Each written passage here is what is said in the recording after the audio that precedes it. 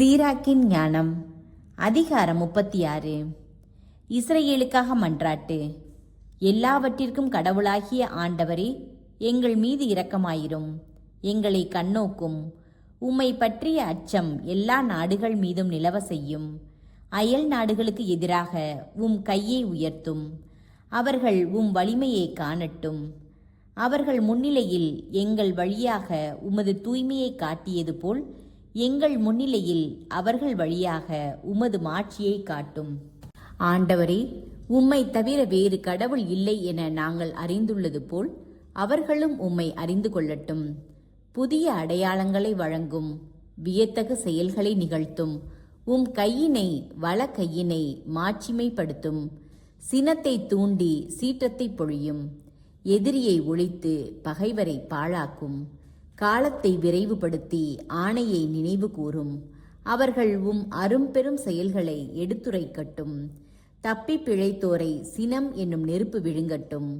உம் மக்களுக்கு தீங்கிழைப்போர் அழிவை காணட்டும். எங்களை தவிர வேறு யாரும் இல்லை என கூறும் பகை வேந்தர்களின் தலைகளை நசுக்கும். யாக்கோபின் குலங்களை ஒன்று கூட்டும். தொடக்கத்தில் போன்று அவர்களை உமது உரிமை சொத்தாக்கும். ஆண்டவரே, உம் பெயரால் அழைக்கப்பெற்ற மக்களுக்கு இரக்கம் காட்டும். உம் தலைப்பேராக பெயரிட்டழைத்த இஸ்ரவேலுக்கு பரிவு காட்டும்.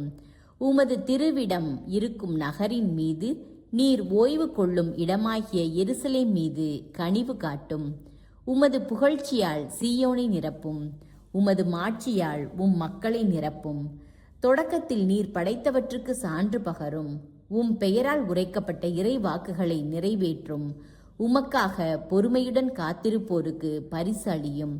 உம் இறைவாக்கினர்கள் நம்ப தகுந்தவர்கள் என மெய்ப்பித்து காட்டும்.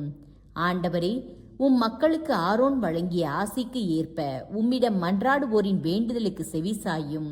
அப்போது நீரே ஆண்டவர், என்றுமுள்ள கடவுள் என்பதை மண்ணுலகில் உள்ள எல்லாரும் அறிந்து கொள்வர்.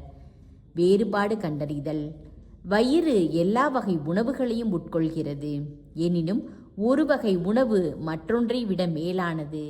வேட்டையாடிய உணவினை நாக்கு சுவைத்து அறிகிறது.